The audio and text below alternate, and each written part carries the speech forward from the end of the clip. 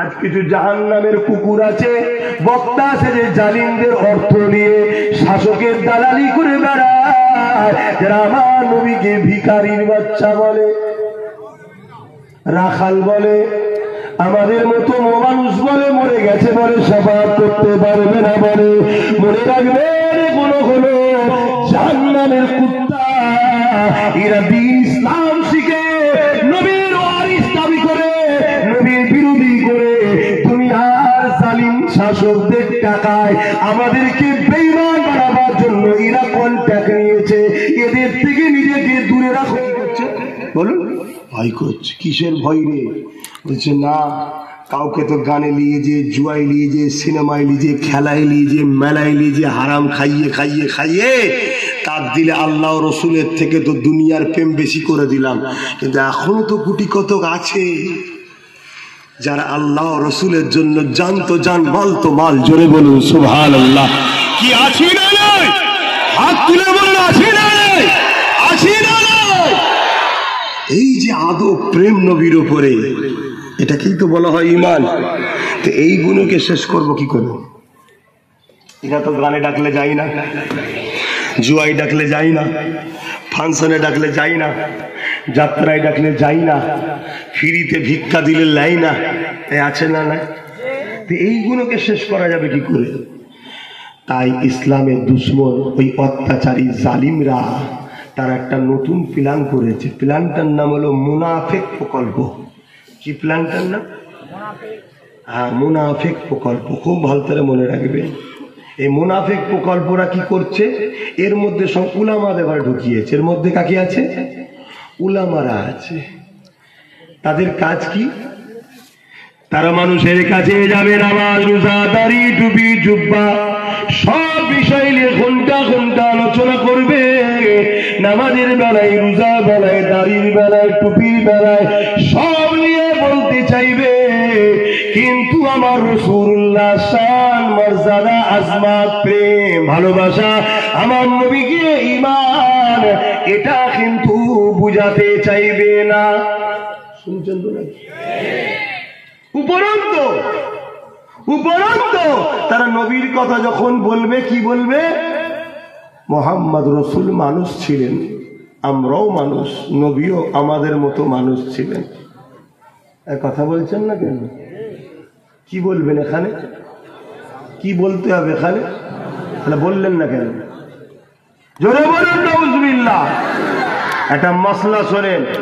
আপনি কোন জায়গায় রয়েছেন, কারো ওয়াজ শুনছেন, কোন জায়গায় বসে আছেন, একজন কেউ আমার নবীর বিরুদ্ধে কিছু বলল, আপনি চুপ করে রইলেন, আপনার ঈমান চলে যাবে। শুনছেন? আপনার উচিত কি? প্রতিবাদ করতে হবে। ক্ষমতা থাকলে হাত দিয়ে, হাতে ক্ষমতা নেই মুখ দিয়ে, মুখেও যদি ক্ষমতা না থাকে তাকে ঘৃণা করে ধিক্কার জানিয়ে সরে যাওয়া। এই কথা বুঝছেন না? বুঝলেন? আর যদি চুপ করে থাকে ঈমান থাকবে? আর ঈমান যদি চলে যায়, এই বদরে জিতেছিল কিসের জোরে? ওহুদে জিতেছিল কিসের জোরে? খাইবারে জিতেছিল কিসের জোরে? আমার মঈনুদ্দিন আজমিরি একা কামিয়াবি হয়েছে কিসের জোরে? আরে মসজিদ আকসাকে সালাউদ্দিন আইবি উদ্ধার করেছিল কিসের জোরে? বুঝছো আমার কম? দাড়ি নেই, প্যান্ট শার্ট, নামাজও কখনো অইচ্ছাকৃত কাজা, বেঈমান নয়, গুনাহগার। শুনছেন? কিন্তু নবীর শানে যাররা পরিমাণ গুস্তাগি হলে, কথা বলো, আর কেউ গুস্তাগি করছে চুপ করে শুনলে,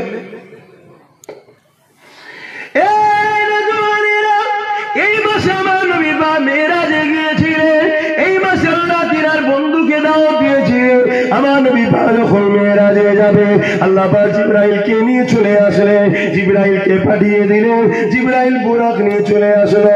আমার নবী পাক উম্মে আনির ঘরে রয়েছে, আল্লাহ নবীর কাছে জিবরাইল চলে এলেন, বুরাক রয়েছে, আরো ফেরেশতারা রয়েছে, আমার নবী পাককে ইস্তেকবাল দিয়ে নিয়ে যাবে। এই যুবকের হযরতে জিবরাইল এসে এমন সময় দেখতে লেগেছে আল্লাহ নবী ঘুমিয়ে রয়েছে। হযরতে জিবরাইল বলতে লাগলে, ও রাব্বি আল্লাহ, আপনার হাবিব ঘুমাতে লেগেছে, আমি জিবরাইল আপনার হাবিবকে কিভাবে তুলব আল্লাহ? দেখো একবার। জিবরাইল বলছে আল্লাহ আপনার হাবিবকে কিভাবে তুলবো?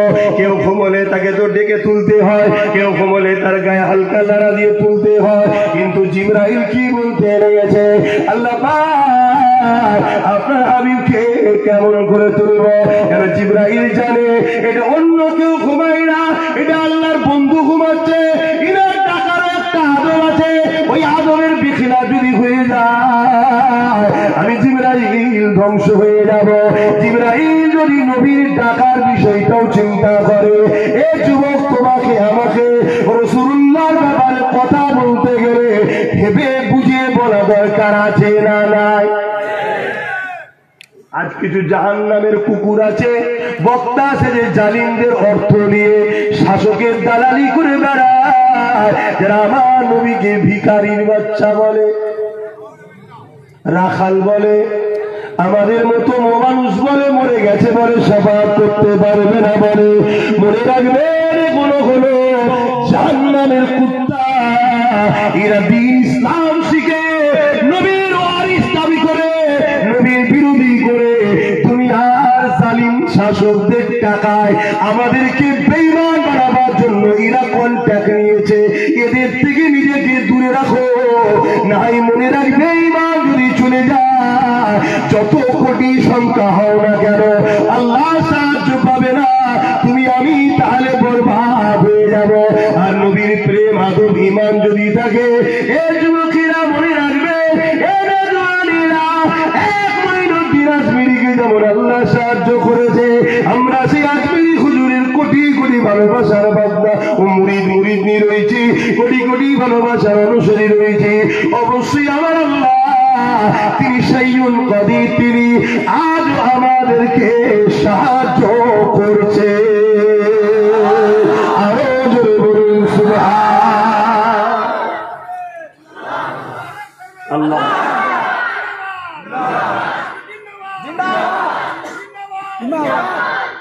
আমাদেরকে ওয়াজ বুঝতে হবে না, হবে না কথা বলে।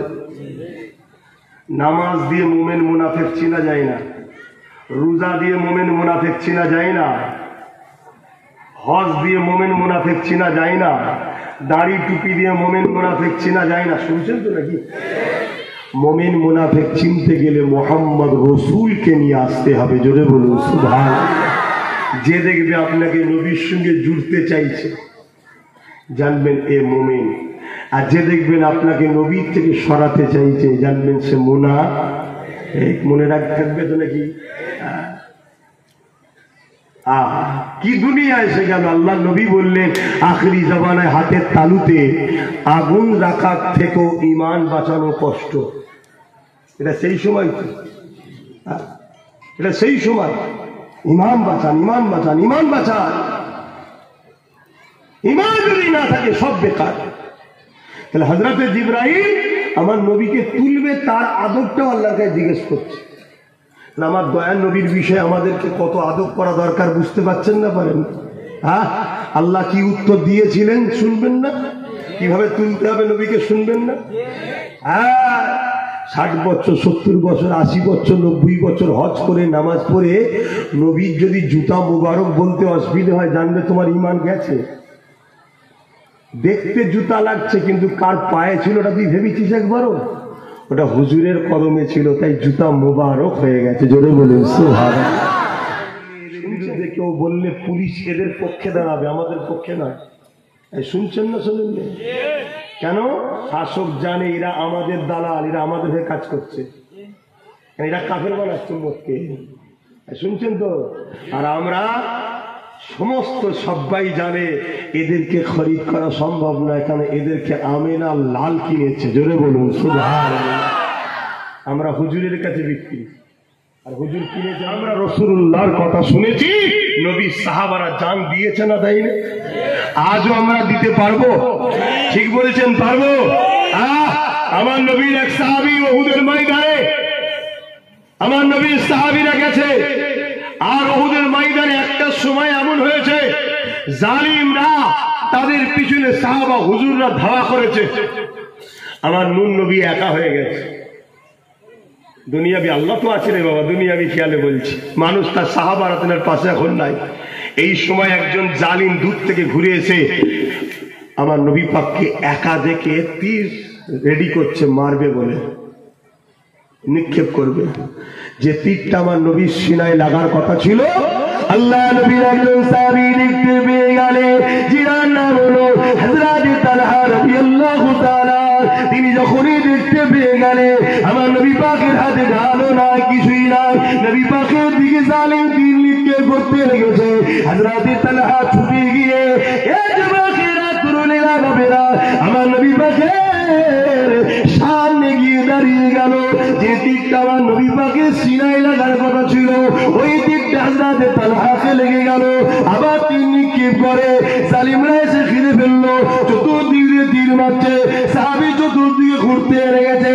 যে তীরগুলো আমার নবীকে লাগার কথা, হযরত তালহা নিজের শরীরে লাগিয়েছে। ৭৯ থেকে ৮০ খানা তীর আল্লাহ নবীকে লাগার কথা ছিল। এই সাহাবী নিজেকে রাসূলুল্লাহ তুমি ঢাল বানিয়ে দিয়েছে। অন্য সাহাবারা এসে ওই জালিমদেরকে হাঁটিয়ে দিয়ে আল্লাহ নবীকে জিজ্ঞাসা করতে লেগেছে, ইয়া রাসূলুল্লাহ, হাবিবাল্লাহ, আপনি কেমন আছেন? আল্লাহ নবী বলেছিল, এ আমার সাহাবারা, আমি রাসূলুল্লাহ ঠিক আছি। আমার প্রেমিক তালহাকে দেখো গো, যে তীরগুলো আমায় লাগার কথা ছিল সে নিজের সিনাতে লাগিয়ে দিয়েছে। আল্লাহ নবীর সাহাবারা গিয়ে বলতে লাগলো, ও হযরত তালহা, আপনি কেমন আছেন? হযরত তালহা বলতে লেগেছে, একটা দুঃখের খবর, একটা খুশির খবর। দুঃখের খবর কি? আল্লাহ আমাকে একটা জান দিয়েছে, ওই জানটা নবীর জন্য দিয়ে দিলা। আল্লাহ যদি ১০০টা জান দিত, আমি ১০০টা জান আমি নবীর জন্য দিয়ে দিতাম। খুশির সংবাদ হলো এটা, রাসূলুল্লাহ জন্য জান কুরবান করাতে আমার জান এখনো বেরোয় রে।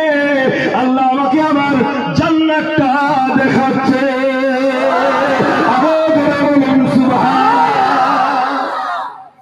এ যুবক, মরবে না সারা জীবন থাকবে গো? কবে কে মরবে কেউ জানো? সেই যখন মরতে হবে আল্লাহ রসুলের জন্য মরবে না, সেই তো মরতে হবে। নামাজ না পড়লে বেঁচে থাকা যায়? আর নামাজ পড়লে কি মরে যায়? সেই যখন মরণ হবে, পড়লেও হবে, না পড়লেও হবে, তা নামাজ পড়েই মরণ। জালিম অত্যাচারীদের পক্ষে থাকলে কি বেঁচে থাকা যায়? আর তাদের বিরোধী করলে কি মরে যায়? মরণ ওখানেও আছে, এখানেও আছে, ঠিক না বেঠিক? তাহলে সেই আল্লাহর পক্ষে থেকে মরো, জালিমের পক্ষে যেও না। শুনছেন তো নাকি? সাহাবা হুজুররা নবীর জন্য কি করেছে, কে তো ঈমান বলে? আমাদের ঈমান কই? সেই মহব্বত, ভালোবাসা আমাদের হৃদয়ে কই? আজকে যদি আমাদের দিলে সত্যি ঈমান থাকতো, তাহলে আজকে কেন্দ্র সরকার ওয়াকফ সংশোধনীয় বিলের নামে, ওয়াকফ অ্যামেন্ডমেন্ট বিলের নামে মসজিদ, মাদ্রাসা, কবরস্থান, খানকাকে হরণ করার যে ষড়যন্ত্র চালাচ্ছে কেন্দ্র সরকার, এরকম একটা চক্রান্ত করার সাহস কিন্তু দেখাতো না।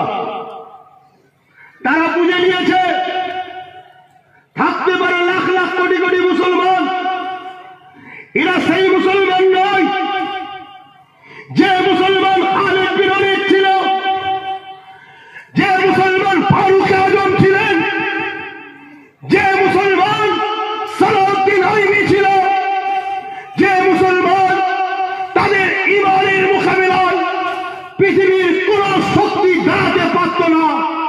তারা বুঝে নিয়েছে এদের কাছে আল্লাহ রসুলের থেকে গান আগে, যাত্রা আগে, ফাংশন আগে, থিয়েটার আগে, এরা ৫০০ টাকায় বিক্রি হওয়া মুসলমান, এরা নারীর পিছনে ছুটা মুসলমান, এরা মসজিদ থেকে পালিয়ে সিনেমা হলে যাওয়া মুসলমান। তাই তো তারা আজকে আমার মসজিদকে ভাড়ার জন্য, আমার মাদ্রাসাকে মেটাবার জন্য, আমার কবরস্থানকে উজাড় করে দেওয়ার জন্য আজ তারা ষড়যন্ত্রের বীজ রোপণ করতে চাইছে। আমি আমার কওমকে বলছি, এখনো সময় আছে, তওবা করো। যারা তোমাকে গান দেয়, যাত্রা দেয়, মারা দেয়, জুয়া দেয়, সুদ দেয়, ঘুষ দেয়, ভিক্ষা দেয়, এগুলো তোমাদের ইসলামের দুশমন এদের থেকে দূরত্ব বজায় করো। যারা তোমাদেরকে নবীর সঙ্গে জুড়তে চায় তাদের সঙ্গে থাকো, তাদের সঙ্গে দুনিয়া আখিরাত তোমাদের হবে। প্রয়োজন হয় তাদের সঙ্গে দল করো, তাদের সঙ্গে ধর্মের শিক্ষাও নাও, তাদের সঙ্গে দুনিয়ার কামিয়াবের শিক্ষাও নাও। মনে রাখবে আমার আল্লাহ যিনি আজকে পৃথিবীর বড় শক্তি আমেরিকাকে সামান্য আগুন দিয়ে তাকে নেস্তে নাবুদ করে দিচ্ছে। দুনিয়া বলছে ওটা হচ্ছে হলিউডের একটা সিন হচ্ছে, সত্যিকারের আগুন লাগে। গতকালকে বা পরশুদিন আবার নতুন করে আল্লাহর পক্ষ থেকে 170 স্পিডের ঝড় আর ভূমিকম্প শুনছেন তো নাকি? এই তোমাদের ঘরেও আমাদের ঘরেও আল্লাহ মিটাতে পারে না, পারেনি? আল্লাহ যদি না হও রাখবে? বলো। ঘরে একটা মেশিন কিনেছো, এসি বা পাখা বা মোবাইল যেটাই বলো, যদি সেটা তার কাজে না লাগে তুমি রাখবে? আল্লাহ তো